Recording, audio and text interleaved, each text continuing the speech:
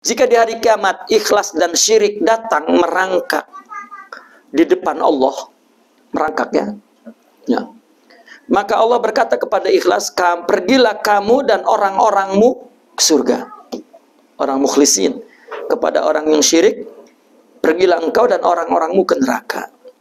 Maka al-ikhlasu amalun qalbiyun. Ikhlas itu adalah aktiviti hati. Hatilah, bukan pikiran, apalagi nafsu. Tiba-tiba cakap, aku ikhlas pun, melotot pula matanya. Ya, aku tadinya ikhlas, tapi kau macam ini aku tak ikhlas.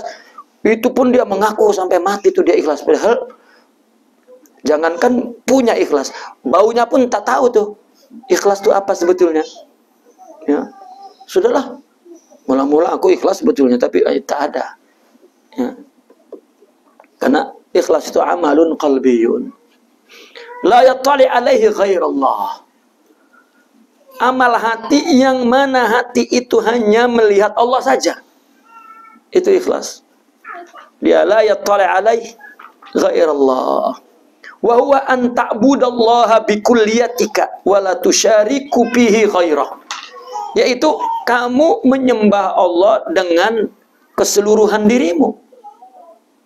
Dan kamu tidak menserikati ya di dalam ibadah itu kepada selain Allah.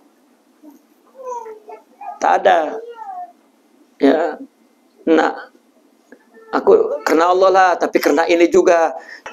Itu pikiran bermandang bahwa pikiran memandang bahwa Allah ini tak pahamlah apa yang dia nak. Itu sebab ya aku karena Allah lah, tapi ya karena dunia juga lah. Tak akan Allah semua, adalah dunianya. Itu kacau itu agama itu. Qala ta'ala wala yusyrik bi'ibadati rabbih ahada. Dan janganlah dia menserikati dalam menyembah Tuhannya kepada apapun, siapapun. Ya. Hidup ini kan semuanya ibadah. Kita diciptakan untuk ibadah.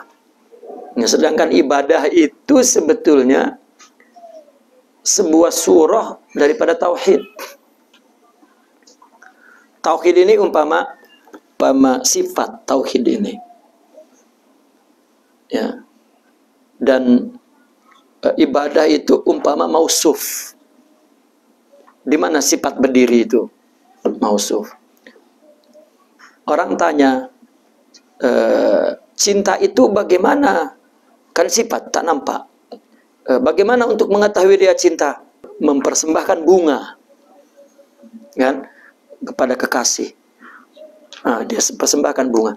Ini mausuf, sifatnya hub, gitu. Nah, maka ini ibadah. Ya.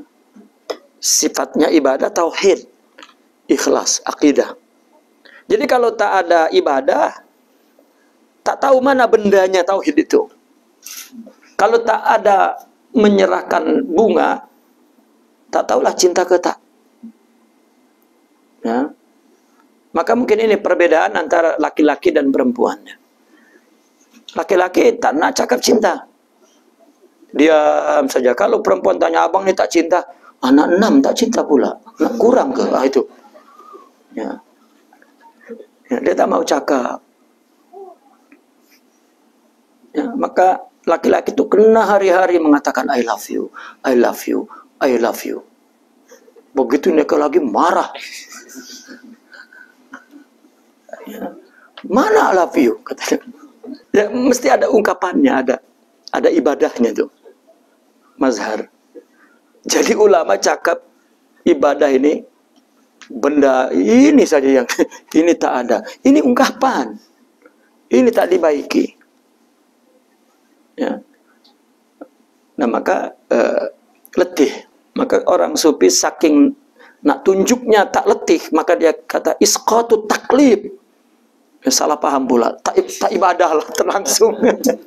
Padahal maksudnya gugur letihnya, hilang letihnya. Ya. Kita letih itu karena kita berbuat baik, mengharapkan kembalinya ke kita. Itulah letih. Kalau tak, sudah. Ikhlas adalah sir, ya, min asrari, rahasia. Rahasia ini maknanya sesuatu yang abstrak, sifat yang tersembunyi, ya. Min asrari, dari salah satu sifatku, ya, aku letakkan di hati orang yang daripada hambaku yang aku cintai. Jadi jika Allah cintai dia, arti Allah cintai ini, Allah bagi cinta, baru aku bagi dia ikhlas. Nah, itu sebab nak ikhlas itu macam mana? Kita dah besar nih, dah ibadah pun, dah berilmu pun, oh tak bagi ikhlas pula. Maka mesti berupaya untuk ikhlas. Kalau yang memang lahir terus Allah bagi ikhlas, itu majzub. Tapi ketika kita dah besar, dah ilmu, dah beramal, dah punya anak, ya, dah jadi tuan guru pun, rupanya tak ikhlas pula. Karena mujahadatul nafas, ya, agar kita mendapat cinta Allah. Ikhlas adalah satu amal yang di dalam amal itu terputus pandangan kepada selain Allah. Sedangkan pendidikan ikhlas, ketika orang sudah sampai ikhlas, itu punya gelar sendiri, disebut al-mulamati. Itu adalah al-wali yang baru sampai titik ikhlas, ya, mulamati. Artinya ada orang-orang wali yang sedang meripai ikhlas nih. Itu ibadah dia tak nak diketahui siapapun walau kepada istrinya. Jadi dia sholat tuh memang sholat malam, tak nak ada yang tahu, istrinya pun tak. Jadi ada kisah-kisah mereka itu, ketika ditanya istrinya, suamimu tuh malam buat apa? Tidur aja, tak ada buat apa-apa. Langsung sampai mati tak tahu, ya. Terus kalau siang, dia selalu makan. Kenapa? Karena dia tak tahu. Dia pergi pagi, pulang dah maghrib.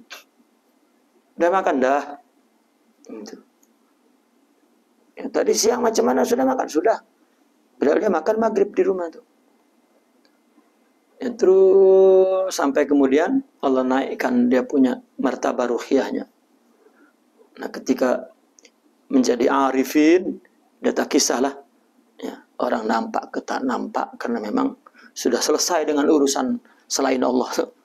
Ya Allah, Ya Rahman, Ya Rahim, Engkau berkatilah kepada setiap penyumbang yang membantu pembangunan Pondok Moden Nusantara Al-Isyraq. Ya Allah, jadikanlah harta mereka harta yang diberkati. Ya Allah, Ya Tuhan kami, Kau limpahlah kasih sayang dan rahmat-Mu kepada mereka yang sudi untuk membantu, untuk menegakkan kalimah-Mu di atas muka bumi ini dengan membantu institusi yang ingin melahirkan generasi ulama. Ya Allah, jadikanlah ini sebagai amal jariah mereka.